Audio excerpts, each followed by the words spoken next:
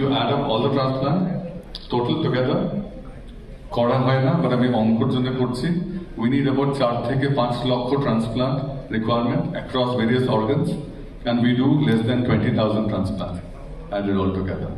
So we can have another 100 more hospitals and still we will not be able to meet the demand. But what we can do today and what Manipal brings to the table is liver transplant program on the south is very strong. ওখানে we have started it off. অনেক ভালো করে না. Is there a collaboration possible? Is there something that we can bring from south? তাতে আমাদের লোকেদেরকে না যেতে হয়. We're starting a liver clinic in every month with our hepatologists, our gastroenterologists. তাদের counsel করে, can we start a liver transplant program here? Can we start a heart transplant program here? With Dr. Sarkar has done more than 5-7 transplants already. I don't know if anybody else has done so many transplants in East India. Kidney transplants is again another large area of work. Dr. Pahari, Dr. Upal, Dr. Sarkar, Dr. Mojumdar, they're all here. They've been practicing here for 20, 25, 30 years. But what is that we need to change? They're all probably the best clinicians in the country. We don't need better clinicians. We have the best clinicians in. But transplant একটা জিনিস আপনি যখন বিদেশে দেখবেন 90 to 95% transplants are disease donors, not live donors. Indiaতে kidney transplant does fairly well because it's a live donor, but majority is disease donor. The awareness of disease donor is in the community. Ekhane is what my request to the media, to every member of the community is, we need to increase the awareness. Can we have more mindset of donating organs? And that has to be within the larger community. The government has to come together. There is a ROTO, there is a NOTO, National Organ Transplant Act. South does so well because the awareness in the community is so high. When I came to Calcutta many years back, but my expectation from Bengal was with high literacy rate, with good health-seeking behavior. Ma'am, আজকে মণিপাল হসপিটালের তরফ থেকে kidney ট্রান্সপ্লান্টের বিষয়ে যদি কিছু বলেন। Kidney ট্রান্সপ্লান্টের এখনও কিন্তু অ্যাওয়ারনেস অতটা নয় যতটা আমরা চাই মানুষের মধ্যে আসুক, এবং কিডনি ট্রান্সপ্লান্ট শুনেই লোকে মানে অস্ত্রোপচার জিনিসটাকে একটু নেগেটিভভাবে নেওয়া হয়, সেটা লিভিং হোক কি সেটা কোনো ব্রেন ডেড মানুষের থেকে হোক। তো আমার মনে হয় এই প্রোগ্রামগুলো করার একটাই উদ্দেশ্য হচ্ছে অ্যাওয়ারনেস স্প্রেড করা এবং সাধারণ মানুষের মধ্যে এটা পৌঁছে দেওয়া। এই আমাদের বক্তব্যটা যে কিডনি ট্রান্সপ্লান্ট করে শুধু একটা মানুষের প্রাণটা আমরা বাঁচাচ্ছি, তার সঙ্গে তার পুরো পরিবারকে আমরা কিন্তু অনেকটাই সাহায্য করছি। তো এবং সেটাতে মনে হয় যে মানে সেটা এখনও মানুষকে অ্যাকসেপ্ট করতে পারে, সেটাই একটা বড় জিনিস। ঠিক। আর বলছি যে এই যে ডায়ালিসিস, আর মানে ডায়ালিসিসের দুটো ভাগ আছে, সেটা মানে একটা তো ডায়ালিসিস হয় সাধারণত, আর একটা ডাক্তারবাবু বলছিলেন যে আর একটা কি ডায়ালিসিস আমি ঠিক মনে নেই। হ্যাঁ, তো একটা ডায়ালিসিস হয় যেটা ডায়ালিসিস মেশিন দিয়ে আমরা যেটা দেখি যে বডি থেকে রক্ত বার করে আমরা করে ডায়ালিসিস করছি। আর একটা ডায়ালিসিস হয় যেটা পেটের মধ্যে একটা ক্যাথেটার লাগানো হয়, সেটাকে আমরা পেরিটোনিয়াল ডায়ালিসিস বলি। সেখানে একটা সলিউশন পেটের মধ্যে ঢুকে যায় এবং সেই সলিউশনটা কিছু ঘন্টা পেটের মধ্যে থাকে, অসমোসিস বলি আমরা এবং ডিফিউশন বলি। তো ওইতে আমাদের পেটের দূষণগুলো যেগুলো আমরা কিডনি দিয়ে বার করি, সেই দূষণগুলো ওই ফ্লুইডের সাহায্যে বেরিয়ে আসে এবং সেটা বার করে দেয়। তো অনেক মানুষ যারা ধরুন বাইরে, I would request everyone to please take their seats. We'll start with the event. এই কাজের মাঝখান থেকে আমি বেরিয়ে ডায়ালিসিস ইউনিটে গিয়ে ডায়ালিসিস করবো 4 ঘন্টা, তো তারা নিজেদের বাড়িতেও করতে পারে এই পেরিটোনিয়াল ডায়ালিসিসটা। মিডিয়া বন্ধুদের আমি বসতে অনুরোধ করছি। We'll start with the press meet. We'll start. Precaution নিতে হবে এবং সেফটি প্রিকশন এবং ইনফেকশন কন্ট্রোল নিতে হবে। I would request everyone to please take your seats. সবাই কাইন্ডলি একটু বসে পড়ুন, আমরা প্রোগ্রামটা স্টার্ট করবো এবার। ম্যাম, এর কোনো সাইড এফেক্ট আছে যেটা বলছেন যে ছোট? হ্যাঁ, thank you everyone. I request everyone to please take your seats and will start with the event. Peritonitis হয়ে যায়, তো ইনফেকশনটাই সব থেকে বড় লেখা, এছাড়া তার কোনো সাইড এফেক্ট থাকে না, তাদের অনেক অ্যাডভান্টেজেস থাকে। আপনার নাম? ডক্টর অরবিন্দ ব্যানার্জি। সবাই কাইন্ডলি একটু নিজেদের সিটস নিয়ে পেশেন্ট তার নিজের পকেট থেকে খরচা করুক, গভর্নমেন্ট খরচ করুক, গভর্নমেন্ট খরচ করছে মানে আমার পকেট থেকে পয়সা যাচ্ছে, 2 লক্ষ টাকা খরচা হয়। এবং একটা থ্যালাসেমিয়া পেশেন্ট কিন্তু রক্ত দিয়ে চিলেশন দিয়ে 50 বছরের বেশি বেঁচে থাকতে পারে, সুতরাং খরচ করছে 1 কোটি টাকা। যদি 8 থেকে 10 লাখ টাকা খরচা করে একটা ট্রান্সপ্লান্ট করতে পারি তাহলে কিন্তু এটা আলটিমেটলি কস্ট এফেক্টিভ। সুতরাং transplant is not only the curative treatment, transplant is the most cost effective treatment for thalassemia, for leukemia. leukemia কে আমরা কেমোথেরাপি দিচ্ছি, পেশেন্ট ভালো আছে 1 বছর 2 বছর, আবার কিন্তু রিল্যাপস করে ফিরে আসছে। সুতরাং যত রক্তে দুরারোগ্য রোগ তাদের আমরা সারিয়ে ফেলতে পারবো এই বোন ম্যারো ট্রান্সপ্লান্ট বা স্টেম সেল ট্রান্সপ্লান্টের মাধ্যমে। এখানে ডোনারকে কিন্তু কোনো একটা হচ্ছে ডায়ালিসিস করা আর দ্বিতীয় হচ্ছে ট্রান্সপ্লান্টের জন্য হচ্ছে যাওয়া। ডায়ালিসিস আমাদের সাধারণত 2 প্রকারের হয়, একটা হিমোডায়ালিসিস যেটা আমরা রক্ত হচ্ছে ফিল্টার করি মেশিনের মারফত, আর একটা হয় পেরিটোনিয়াল ডায়ালিসিস বলি যেটা আমরা ঘরেই করতে পারি। আমাদের হচ্ছে ব্যাগস হচ্ছে থাকে পেরিটোনিয়াল ফ্লুইডসের ব্যাগ, সেগুলো হচ্ছে বারবার এক্সচেঞ্জ হচ্ছে করতে হয়। ইউজুয়ালি গভর্নমেন্ট যেভাবে সাপোর্ট করে আর মানে ফেসিলিটিটাও যেরকম আমাদের গোটা দেশে হচ্ছে রয়েছে আর জিনিসটা অত টিডিয়াস নয়, তো ইউজুয়ালি আমরা হিমোডায়ালিসিসের দিকেই যাই, যেটা সাধারণত সপ্তাহে 2 বার বা 3 বার হচ্ছে থাকে। হিমোডায়ালিসিসের একটা ডাউন সাইড হচ্ছে আমরা এত জল অপচয় করছি, এত টিউবিংস হচ্ছে যাচ্ছে, এটা হচ্ছে গোটাটা কিন্তু একটা এনভায়রনমেন্টাল পলিউশনে হচ্ছে অ্যাডাপ্ট হচ্ছে, যেটা আমরা একটা কার্বন ফুটপ্রিন্ট যেটা বলি। মানে একটা হিমোডায়ালিসিস যদি আমরা ওইভাবে যদি একটা এক্সাম্পলের স্বরূপ হচ্ছে দেখি, একটা হিমোডায়ালিসিস করলে মোটামুটি একটা গাড়ি যদি 240 কিলোমিটার গিয়ে যতটা হচ্ছে ফুয়েল এক্সপেন্ডিচার করছে সেরকম হচ্ছে কার্বন ফুটপ্রিন্ট আমরা দিচ্ছি। তো সেই জন্যই ওরা এবার প্রোটেক্টিং দ্য প্ল্যানেট কথাটা এসছে যে হিমোডায়ালিসিস আমরা করব কিন্তু আমাদের রিসাইক্লেবল আর বায়োডিগ্রেডেবল প্রোডাক্টস হচ্ছে ইউজ করতে হবে। জল যে এত লিটার যেটা খরচা হয় সেটা অলরেডি পুরো ওয়েস্ট চলে যাচ্ছে, সেটাই হসপিটাল অথরিটিসরা যদি এমনভাবে করে সেটাই আমরা গার্ডেনিং বা ফ্লাশে যদি ইউজ করতে পারি যে গোটা জিনিসটা যেন রিসাইক্লেবল হয়, বায়োডিগ্রেডেবল প্রোডাক্টস যেন হয়, যাতে এনভায়রনমেন্টাল ফুটপ্রিন্ট যেন আমরা অ্যাডাপ্ট যাতে না করি, কার্বন ফুটপ্রিন্ট যাতে অ্যাডাপ্ট করি। সেকেন্ড হচ্ছে আমরা হিমোডায়ালিসিস যাতে গোটাটাই যাতে অ্যাওয়ার্ড যদি করতে পারি, তো সেটা কীভাবে সম্ভব যদি আমরা ট্রান্সপ্লান্ট প্রমোট করি। এখন আমাদের কাছে যে অপশান রয়েছে, আগেকার দিনে এরকম হতো যে ব্লাড গ্রুপ যদি আলাদা যদি হতো তাহলে ট্রান্সপ্লান্ট পসিবল ছিল না, এখন কিন্তু সেটা নয়। ব্লাড গ্রুপ আলাদা হলেও আমরা কিডনি ট্রান্সপ্লান্টের দিকে হচ্ছে যেতে পারি। হ্যাঁ, সেটা নানা এখন মেডিকেল অ্যাডভান্সমেন্টের সাথে সাথে আমরা ওষুধ দিয়ে গোটা জিনিসটাকে কন্ট্রোল করতে পারি। তো এক হচ্ছে ট্রান্সপ্লান্ট করানো, দ্বিতীয় জিনিস হচ্ছে আমরা ক্যাডাভেরিক ট্রান্সপ্লান্ট হচ্ছে করতে পারি। মানে ধরুন কেউ ব্রেন ডেড হচ্ছে ঘোষিত হলো আইসিইউতে, তাদের যদি কোনো অর্গান যদি তারা যদি ডোনেট যদি করে, মানে একজন মারা যাওয়ার পরেও কিন্তু অনেক লাইফ তারা হচ্ছে সেভ করতে পারে। এখন অবধি ভারতবর্ষ বলুন বা আমাদের স্টেট বলুন, মানে এখনও ক্যাডাভেরিক ট্রান্সপ্লান্টটা কিন্তু ওইভাবে প্রমোট করা হয় না, যেটা আমার মতে মানে জিনিসটা আরও প্রমোট করা উচিত। এই জিনিসটা স্পেসিফিক্যালি আমাদের অনেক প্রমোট করা উচিত, তাহলে কিন্তু আমরা ট্রান্সপ্লান্ট প্রোগ্রামটাকে আরও বড়োভাবে হচ্ছে আমরা এগিয়ে নিয়ে যেতে পারি। আচ্ছা স্যার, ডায়ালিসিস আর হিমোডায়ালিসিস দুটোর মধ্যে ডিফারেন্স?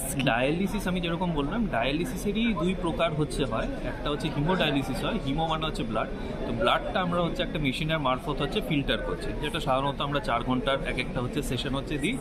যতটা পেচ্ছাপ রয়েছে সেই হিসাবে হচ্ছে ডিপেন্ড করে, সাধারণত সপ্তাহে 2 বার বা 3 বার করে যেমন সেটা করতে হয়। আর আরেকটা যেরকম বললাম পেরিটোনিয়াল ডায়ালিসিস, পেরিটোনিয়াল ডায়ালিসিস হচ্ছে পেটের ডায়ালিসিস। আমরা ফ্লুইড হচ্ছে লাগাই, সেটা 6 ঘন্টা বা 4 ঘন্টা পর পর সেই ফ্লুইড ব্যাগটা হচ্ছে আমাদের হচ্ছে চেঞ্জ করতে হয়। তো ডায়ালিসিস সাধারণত এই 2 প্রকারেরই হয়, একটা হিমোডায়ালিসিস আর পেরিটোনিয়াল ডায়ালিসিস। এবার সেটা ডিপেন্ড করে মানে পেশেন্টটা কত। আমার সামনেই যদি কোনো ডায়ালিসিস সেন্টার থাকে আমরা সাধারণত চেষ্টা করি হিমোডায়ালিসিসই করা। অনেক কারোর সাথে হচ্ছে বয়স্ক মহিলা একসাথে হচ্ছে রয়েছেন, তাদের পক্ষে সম্ভব হয় না যে 6 ঘন্টা পর পর নিজের হাতে করে হচ্ছে ব্যাগগুলো চেঞ্জ করবে, সেরকম স্টেরিলিটি মেনটেন করে যাতে কোনো ইনফেকশন না ছড়ায়। তো সাধারণত আমরা দেখেছি যে হিমোডায়ালিসিসের প্রতি প্রবণতাটা বেশি মানুষের। স্যার, ফ্যাটি লিভারের ক্ষেত্রে মানে সাধারণ মানুষের বা পেশেন্টের ক্ষেত্রে কি করণীয় যদি বলেন একটু? ফ্যাটি লিভার সাধারণত হয় হচ্ছে আমাদের যদি ওবিসিটি যদি হচ্ছে থাকে, আমাদের ওজন যদি মানে যেটা থাকা উচিত, যে বিএমআই আমাদের থাকা উচিত তার অত্যধিক পরিমাণে যদি আমাদের ওজন যদি হয়, সেক্ষেত্রে ফ্যাটি লিভারটা খুব কমন। আমরা যদি ইউএসজি যদি একটা রুটিন ইউএসজি যদি করি তাহলে ম্যাক্সিমাম পেশেন্টদেরই আমরা দেখি যে গ্রেড 1 বা গ্রেড 2 ফ্যাটি লিভার। সেটাকে মানে রেস্ট্রিক্ট করার হচ্ছে আমাদের ফিট থাকতে হবে, মানে ডেলি এক্সারসাইজ হচ্ছে করতে হবে, অ্যাটলিস্ট আধা ঘন্টা হচ্ছে একটা মর্নিং ওয়াক বা ইভিনিং ওয়াক ব্রিস্ক ওয়াকিং যেন আমরা করি সপ্তাহে 5 দিন অ্যাটলিস্ট।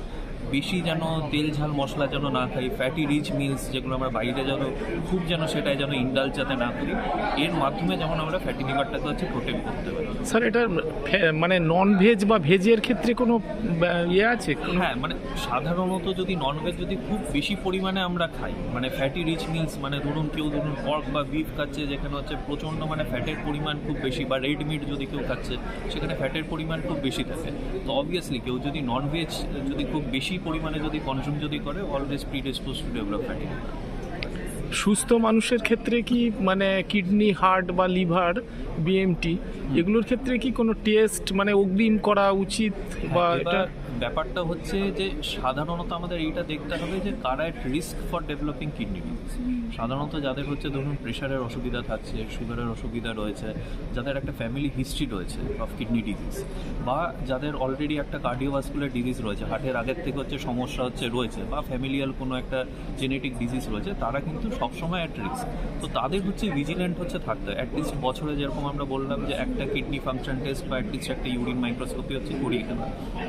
এরকম আমরা পেশেন্ট হচ্ছে দেখেছি যাদের কিন্তু এর মধ্যে কোনো কোমরবিডিটিসই নেই, তাও in due course of time তারা কিন্তু একটা কিডনির অসুবিধা হচ্ছে ডেভেলপ করে। তো সেই সাটেল সাইনগুলো হচ্ছে আমাদের ধরতে হবে। যেমন হট করে কখনো হয় না, সাধারণত পেশেন্ট কিন্তু সাইন দেয় যেগুলো আমরা ইজিলি অবহেলা করি, যে বিগত 2 মাস বা 3 মাস ধরে একটা একান্তই খিদে না পাওয়া, খাবার দেখলে একটা বমি ভাব চলে আসা, গা হাত পায়ে একটু একটু ফোলা, চোখের নিচে হচ্ছে ফোলা ভাব হচ্ছে ডেভেলপ করা, টেস্ট করালাম খালি একটা আমি হিমোগ্লোবিন হচ্ছে দেখলাম সেটা কম, যেটা কোনো হচ্ছে রিজনিংই পাওয়া যাচ্ছে না কেন কম, সে খাচ্ছেও সব ঠিকঠাক, কোনো রকমভাবে হচ্ছে রক্ত হচ্ছে শরীর থেকে বেরোচ্ছে না, তাও দেখা যাচ্ছে হিমোগ্লোবিন হচ্ছে কম। তো সেই ক্ষেত্রে আমাদের সবসময় কিন্তু একটা কিডনি ফাংশন টেস্ট হচ্ছে করে নেওয়া উচিত, বা তাদের সবসময় একটা নেফ্রোলজিস্টের ওপিনিয়ন কিন্তু নিয়ে নেওয়া উচিত। Thank you sir. আপনার নামটা? আমার নাম ডক্টর উত্তয়ন চক্রবর্তী, আমি consultant nephrologist and transplant physician, আমি currently attached at Manipal hospital. Thank you sir. Thank you. হার্টলাইন দুটোই একসঙ্গে ট্রান্সফার হয়, ফলে এই কমপ্লেক্সিটি অনেক ডেভেলপ করছে। মানে খালি একটা সিঙ্গল অর্গান ট্রান্সপ্লান্টেশন করলে এখন আর অনেকেরই হচ্ছে। মন মেরো ট্রান্সপ্লান্ট অনেক এসছে, অনেকে ধরুন লিভার ট্রান্সপ্লান্ট হয়েছে, তার 3 দিন পরে দেখা যাচ্ছে কিডনি খারাপ হয়ে গেছে। হার্ট ট্রান্সপ্লান্ট হয়ে যায় 3 দিন পরে দেখা যাচ্ছে। গোল্ডেন রুলের কথা বলি, কেননা সোনার মতোই ভ্যালুয়েবল এই রুলগুলো। আর প্রাথমিকভাবে হচ্ছে যাদের ব্লাড প্রেশার আছে, ব্লাড প্রেশার কন্ট্রোলে রাখতে হবে। লেভেলটা আমি বলছিলাম 130/70-এর মধ্যে রাখতে হবে। কিডনির রোগ থাকলে 120/70-এর মধ্যে রাখতে হবে। সুগার কন্ট্রোল করতে হবে। নাম্বার 2, সুগার কন্ট্রোল করার মানে HbA1c 7-এর নিচে রাখতে হবে, এবং সেটা যে কোনোভাবে হোক ওষুধ খেয়ে লাইফস্টাইল মডিফিকেশন করে করতে হবে। শুরুর থেকেই যাদের প্রেশার সুগার নেই তাদের ক্ষেত্রে রেগুলার জাঙ্ক ফুড অ্যাভয়েড করা, বাড়ির খাবার খাওয়া, কার্বোহাইড্রেট জাতীয় খাবার 3 বেলা না খাওয়া, একটা সুষম খাবার যেখানে কার্বোহাইড্রেট, প্রোটিন এবং ফ্যাটের একটা ব্যালেন্স আছে, এরকম খাবার খাওয়া। বিশেষ করে বাড়ির এবং রিজিয়নাল খাবার, যে অঞ্চলের যে খাবার সেটা খাওয়া ইম্পর্টেন্ট। এর সঙ্গে ইম্পর্টেন্ট জল খাওয়া। আমাদের মতো গ্রীষ্মপ্রধান দেশে যেখানে বছরের বেশিরভাগ সময় গরম থাকে, আর বাইরে কাজ করেন তাদের জন্য কম করে 3-3.5 লিটার, এবং যারা এসির মধ্যে থাকছেন কাজ করছেন অবশ্যই 2-2.5 লিটার জল ম্যান্ডেটরি খাওয়া উচিত। কম জল খেলে কিডনির রোগ বেশি হয়। এর সঙ্গে আসে এক্সারসাইজের কথা। এক্সারসাইজ বলতে যেই ধরনের এক্সারসাইজ করলে কিডনির রোগ প্রিভেন্ট করা যায় সেগুলো এরোবিক এক্সারসাইজ, মানে সেগুলো হাঁটা বা জগিং করা বা দৌড়ানো বা সাইক্লিং করা বা সাঁতার কাটা। জিমে গিয়ে ওজন তোলার এই ধরনের এক্সারসাইজ করলে কিডনির রোগ প্রতিহত করা যায় না, এর বেনিফিট নেই। মোটামুটি একটা হিসাব হচ্ছে সপ্তাহে 150 মিনিট যদি ব্রিস্ক ওয়াকিং করা যায় তাহলে কিডনির রোগ প্রতিহত করা যায়। ব্রিস্ক ওয়াকিং মানে হাঁটার সময় এমনও হাঁপাবো না যে আমি কথা বলতে পারছি না, আমার পাশে যদি আমার সঙ্গী কেউ হাঁটেন তার সঙ্গে আমি একটা কথোপকথন চালিয়ে যেতে পারবো। এই স্পিডে হাঁটা 150 মিনিট পার উইক, সেটা 30 মিনিট পার ডে করলেই যথেষ্ট। এক্সারসাইজের পরে চলে আসে হচ্ছে স্মোকিং। যাদের স্মোকিংয়ের প্রবণতা আছে তাদের স্মোকিং একেবারে বন্ধ করে দিতে হবে, নট আ সিঙ্গেল সিগারেট। স্মোকিংয়ের সঙ্গে সঙ্গে সিগারেট যেমন ইম্পর্টেন্ট, বিড়িও তেমন ইম্পর্টেন্ট, যে কোনো তামাক জাতীয় দ্রব্য সেরকমভাবে ইম্পর্টেন্ট। নেক্সট আমরা চলে আসবো হচ্ছে ওভার দ্য কাউন্টার মেডিসিন। কোনো কিছু হলো, জ্বর, সর্দি, কাশি, পায়ে ব্যথা, দাঁতে ব্যথা, ডাক্তারবাবুর পরামর্শ ছাড়া ওষুধের দোকানে গিয়ে যে কোনো ওষুধ খেয়ে ফেলা সেটা একেবারেই কিডনির পক্ষে ভালো নয়। এই নিয়মের বাইরে আসতে হবে, ডাক্তারবাবুর প্রেসক্রিপশন নিয়ে করতে হবে। আর একদম ফাইনালি সবচেয়ে বেশি ইম্পর্টেন্ট যেটা হচ্ছে, যাদের রিস্ক ফ্যাক্টর আছে, যাদের কিডনি রোগ হওয়ার হাই চান্স, তারা যাদের ডায়াবেটিস আছে, হাইপারটেনশন আছে, যাদের বাড়িতে কিডনির রোগ হয়েছে, যারা ওবিস, যারা স্মোকিং করেন, যাদের কিডনি স্টোন ডিজিজ রয়েছে, এদের ক্ষেত্রে আমরা বলি যে কোনো রকম সিমটম হওয়ার আগেই আপনার ক্ষেত্রে যে কোনো একটা রিস্ক ফ্যাক্টর থাকলে আপনি অন্তত দুটো সিম্পল টেস্ট করুন, একটা ক্রিয়েটিনিন টেস্ট আর একটা ইউরিনের মাইক্রোঅ্যালবুমিন টেস্ট। আগে ধরা পড়লে আগে রোগ প্রতিকার করে কমিয়ে দেওয়া যাবে, লেট স্টেজে ধরা পড়লে সেটা কন্ট্রোল করা যায় না। তো এই 8টা গোল্ডেন রুল মেনে চললে কিডনির রোগ থেকে দূরে থাকা সম্ভব। আপনার নামটা স্যার? ডক্টর উৎপল সেন।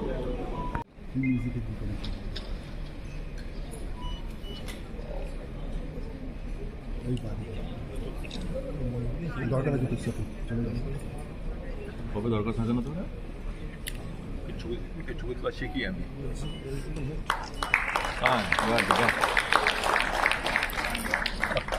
বেশি ওয়াইড হয়ে যাচ্ছে, দেখি আমি শিখছি। আমাদের ক্যামেরা কিনবে তাহলে অডিও আস্তে আস্তে গায়ে বন্ধ নেই। এটা ভালো করো না।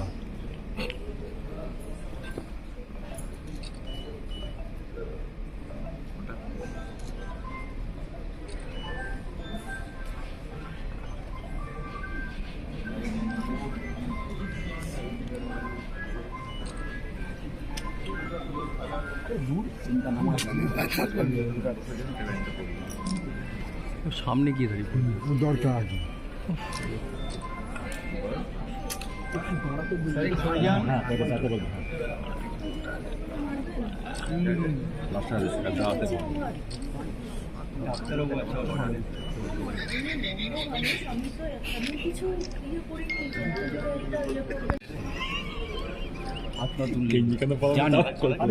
খুব লোভ লাগছে।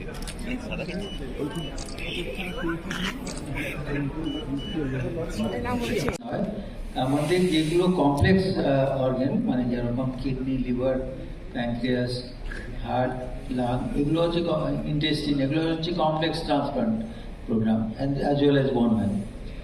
কিডনি অসুখের সম্বন্ধে আজকে যেহেতু ওয়ার্ল্ড কিডনি ডে, সেটা ট্রান্সপ্লান্ট শুধু নয়, মানে হোল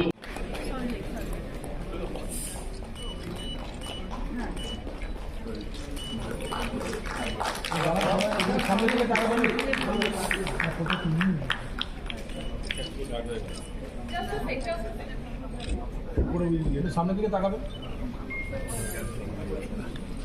এবং কী ধরনের আপনার ট্রিটমেন্টের ব্যবস্থা?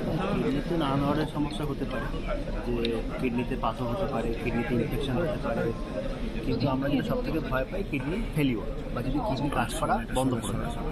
এবার যদি কিডনি কাজ করা বন্ধ করে দিচ্ছে বা কিডনি কম কাজ করছে, সেটা প্রথম পর্যায়ে থাকে বা প্রাথমিক পর্যায়ে থাকে বা অল্প স্বল্প খারাপ হয়, তাহলে আমরা মেডিসিনের মাধ্যমে সেটাকে ঠিক করি বা সেটাকে স্টেবল রাখার চেষ্টা করি। কিন্তু যদি সেটা অনেক সময় হয় যে পেশেন্ট আগে বুঝতেই পারলো না, কারণ কিডনির সিমটম সবসময় আসে না। সাধারণত শরীরে ফুলে যাওয়া, খিদে কম হওয়া বা শ্বাসকষ্ট, প্রেশার বেড়ে যাওয়া, এগুলো কিডনি রোগের সিমটম। কিন্তু সবসময় যে সিমটম আসে এরকম কিন্তু নয়। অনেক সময় পেশেন্ট কিন্তু আমাদের কাছে অনেক লেট স্টেজে প্রেজেন্ট করে, যখন কিডনি খারাপ হয়ে গেছে পুরোপুরি, বা অনেক সময় কিডনি চিকিৎসা করার পরেও হয়তো ঠিকমতো কিডনি ফাংশন করে না, তখন আমাদের খুব মুশকিল হয়ে যায়। তখন আমাদের কাছে কী অপশান আছে? এক হচ্ছে ডায়ালিসিস, যেগুলো হিমোডায়ালিসিস হয়, যেটা রক্তের পরিশুদ্ধিকরণ, বা পেরিটোন ডায়ালিসিস, পেটে জল দিয়ে ডায়ালিসিস। আর 3 নম্বর হচ্ছে ট্রান্সপ্লান্ট। এবং ডায়ালিসিস তো আমাদের সব হসপিটালেই, মণিপুরের প্রতিটি হসপিটালে খুব অ্যাডভান্স ডায়ালিসিস হয়। সেখানে একদম যে অত্যাধুনিক মেশিন এবং তার সঙ্গে সিআরআরটি ফেসিলিটি আছে, যেখানে খুব কম ব্লাড প্রেশার থাকলে বা খুব সিক পেশেন্টদের ডায়ালিসিসের জন্য সিআরআরটি মেশিনও আছে। কিন্তু আজকে আমাদের ফোকাস হচ্ছে কিডনি ট্রান্সপ্লান্ট বা কিডনি প্রতিস্থাপন। এই যে ডায়ালিসিস ব্যাপারটা হচ্ছে যে একটি মেশিন দিয়ে আমরা কিডনির থেকে কিডনির যে কাজটা করানোর চেষ্টা করছি, কিন্তু এটা তো ইঞ্জিনিয়ারের বানানো এবং এতে খালি কিডনির একটি কাজই সম্পূর্ণ হচ্ছে। কিডনির অনেক রকম কাজ আছে, হরমোন তৈরি করা, সোডিয়াম ব্যালেন্স, জল ব্যালেন্স। তাই জন্য যদি একটি কিডনি খারাপ হয়ে, যদি দুটো কিডনি খারাপ হয়ে যায়, তার পরিবর্তে যদি কিডনি ট্রান্সপ্লান্ট করা হয় বা অন্য লোকের কিডনি লাগানো হয় শরীরে, তাহলে কিন্তু তার যে বেনিফিটটা পাবে সেটা অনেক বেশি। এবং কিডনি ট্রান্সপ্লান্টের কথা শুনলেই দেখা যায় যে পেশেন্টরা খুব বুঝতে পারছে না যে কোথায় ট্রান্সপ্লান্ট করবো, আমরা পশ্চিমবঙ্গে হবে না পশ্চিমবঙ্গের বাইরে যাব, ব্যাঙ্গালোর যাব, চেন্নাই যাব, প্রত্যেকে মানে কীভাবে হয় প্রসেসটা অনেকে জানেই না এই সম্বন্ধে। তো আমাদের যে এই আজকে যে ট্রান্সপ্লান্ট রিলেটেড যে kidney transplant, heart transplant, liver transplant, একটি ছাতার আন্ডারে আমরা করতে চাইছি, যাতে লোককে আর হয়রানিতে না হতে হয়। যে হ্যাঁ, লোকে জানলো যে আমি ট্রান্সপ্লান্ট করতে চাই, কীভাবে হবে বা আমাদের কী কী প্রসিডিওর আছে সেটা নিয়ে একটা সম্যক আইডিয়া হবে। এবং ট্রান্সপ্লান্টে দেখা গেছে এই যে ডায়ালিসিস বললাম বা অন্যান্য প্রসিডিওরের থেকে ট্রান্সপ্লান্টের কিন্তু longevity in terms of both মানে মর্টালিটি মরবিডিটি অনেক ভালো। এবং আরেকটি ব্যাপার যে পেশেন্ট কিন্তু তাদের নর্মাল লাইফ বা খাওয়াটা করতে পারে, মানে খাদ্যাভ্যাসটা নর্মাল লাইফ বলতে ধরুন ডায়ালিসিস করতে গেলে সপ্তাহে 3 বার করে হসপিটাল যেতে হয়, সেটা এখানে করতে হয় না। এখানে সপ্তাহে মানে বাড়িতেই থাকতে পারে। তারপরে চাকরি বা এই সমস্ত ক্ষেত্রে সুবিধে। এবং খাওয়া দাওয়া কিন্তু কিডনি পেশেন্টদের খুব রেস্ট্রিক্টেড, বিভিন্ন ফল খেতে পারে না, বিভিন্ন রকম সবজি বাদ, প্রোটিনের পরিমাণ লিমিট করে দেওয়া হয়। কিন্তু ট্রান্সপ্লান্ট হয়ে গেলে আপনি যা খাই আমিও যা খাই আমার পেশেন্টও তাই। তো এইটাও একটা সুবিধা ট্রান্সপ্লান্ট হয়ে। তো এটাই আমাদের মেন ফোকাস যে ট্রান্সপ্লান্ট জিনিসটা অতটাও কঠিন কিছু নয়। আমরা রেগুলার ট্রান্সপ্লান্ট করছি এবং আরও আমরা বেশি বড় হারে ট্রান্সপ্লান্ট করবো, এবং সেটাই হচ্ছে আমাদের মেন আজকের মতো। আপনার নামটা বলবেন? ডক্টর স্মার্টপুর। Thank you. তাদের তরফ থেকে মণিপাল হসপিটালসের কর্তৃপক্ষ যারা এরকম একটা কনসলিডেটেড ট্রান্সপ্লান্ট অ্যাক্টিভিটি প্রোগ্রামের কথা ভেবেছেন, তাদের প্রতি আমাদের আন্তরিক কৃতজ্ঞতা। দেখুন, আমরা যদিও হার্ট নিয়ে নাড়াচাড়া করি, যখনই ট্রান্সপ্লান্টের কথাটা আসবে তখনই মনে রাখবেন যে কিভাবে আমরা গুনছি তার উপর নির্ভর করে আমাদের শরীরে কেউ বলে 12টা, কেউ বলে 14টা মেজর অর্গান সিস্টেম আছে। এবং যখনই যেরকম যে কোনো যন্ত্রপাতি আমাদের রোজকার ব্যবহারের যে কোনো যন্ত্রপাতি যেরকম খারাপ হতে পারে, এই 14টা অর্গান সিস্টেমের মধ্যে যে কোনো একটা যদি ভয়ঙ্কর গন্ডগোল করে গড়বড় করে, তখনই তাদের ট্রান্সপ্লান্টের কথা ওঠে। আর যারা আমরা এই বিভিন্ন অর্গান ট্রান্সপ্লান্ট নিয়ে একটু কাজকর্ম করি, তাদের মধ্যে আমাদের কিডনির প্রতি একটা আরেক সেট কৃতজ্ঞতা এবং ঐতিহাসিক কৃতজ্ঞতা আছে। কারণ the first major organ to be transplanted in history of modern medicine হচ্ছে কিডনি ট্রান্সপ্লান্ট, যেটা খুব সম্ভব 1957 কাছাকাছি করা হয়েছে। এবং তারও আগে এই সময় যখন পৃথিবীটা খুব অশান্ত, চারিদিকে নানান যুদ্ধ বিগ্রহ, নানান দিকে অশান্তি চলছে, তো সেই রকম দ্বিতীয় বিশ্বযুদ্ধের একেবারে মধ্যে, when Second World War at its highest, at its peak, সেই সময় একটা ছোটখাটো খুব অল্প কথা বলা ডাচ ডাক্তার, নেদারল্যান্ডসের doctor, he came up with an idea of dialysis that changed the history of replacement therapy in the world. এবং সেই ভদ্রলোক সে শুধু যে ডায়ালিসিসের কনসেপ্টটা এস্টাবলিশ করেছিল তা নয়, তার যে চিন্তা ভাবনা, তার যে বায়োমেডিক্যাল যে রিসার্চ, সেই জিনিসটা আগামী 10 বছর ধরে এগোতে এগোতে আমরা ডায়ালিসিস থেকে এসে পৌঁছেছিলাম হার্ট লাং বাইপাসের উপরে, যে হার্ট সার্জারি যে আদৌ করা সম্ভব, হার্টটাকে বন্ধ করে শরীরের বাকি অর্গান সিস্টেমগুলো ঠিক করে রেখে। তো সেইখানে যে চিন্তা ভাবনা, টেকনোলজি, যেটা নেফ্রোলজিস্টরা, যেটা রিনাল ফিজিশিয়ানরা এক সময় করেছিলেন, সেটা আজকের তথাকথিত আধুনিক চিকিৎসায় it changed the course of modern medical treatment. টুকরো টুকরো কতগুলো কথা আপনাদের সামনে এসেছে, এবং তার মধ্যে আয়নাব যে কথাগুলো আমাদের স্মরণ করালো, যে নিশ্চয়ই আমরা প্রয়োজনের যে কাজ করার কথা আমরা করে উঠতে পারি না। এবং এই যে একটা ঘাটতি, যেটা করা উচিত সেটা আমরা করতে পারছি না। আমরা বিভিন্ন সময় বিভিন্নভাবে বিভিন্ন অজুহাত দিয়ে এই কথাগুলোকে আমরা ধামাচাপা দিয়ে রেখেছি। দেখুন, ইট ইজ অ্যাবসলিউটলি ট্রু যে আমার জন্ম, শিক্ষা দীক্ষা, মেডিকেল এডুকেশন মোটামুটি সবই এই শহরের মধ্যে। আমায় কলকাতায় একটা নালায় ঢুকিয়ে দিলে আমি আর একটা নালা দিয়ে হয়তো বেরিয়ে যেতে পারি, সেইটা বড় কথা নয়। কিন্তু এ কথাটা ঠিক যে সময় আমাদের হয়তো আমাদের দক্ষিণ ভারতে, পশ্চিম ভারতে কিছু কিছু আধুনিক চিকিৎসা ব্যবস্থা তৈরি হয়েছিল, আমরা মোটামুটি তাদের পায়ে পা মিলিয়ে চলতে চলতে আমাদের প্রায় 2 দশকের একটা ঘাটতি আমাদের সেটা পূরণ করতে হয়েছে। আজকের দিনে আমরা করতে পারছি, কিন্তু যে ট্রানজিশন, যে উত্তরণটা আমাদের করতে হবে, সেই উত্তরণটা হচ্ছে কয়েকটা করেছি, কিছু করেছি, একটা দুটো করতে ভালো লাগছে, যে কখনো আমরা কিছু সিলেক্টিভ কিছু কিছু বাছা বাছা প্রসিডিয়ার বছরে একবার করলাম, বছরে 3টা করলাম, এবং তাতেই আমাদের মধ্যে একটা কমপ্লেসেন্স বা আমাদের মধ্যে একটা আত্মতৃপ্তি হলো। তো সেখানে সেই আত্মতৃপ্তি বা কমপ্লেসেন্সের কোনো জায়গা নেই।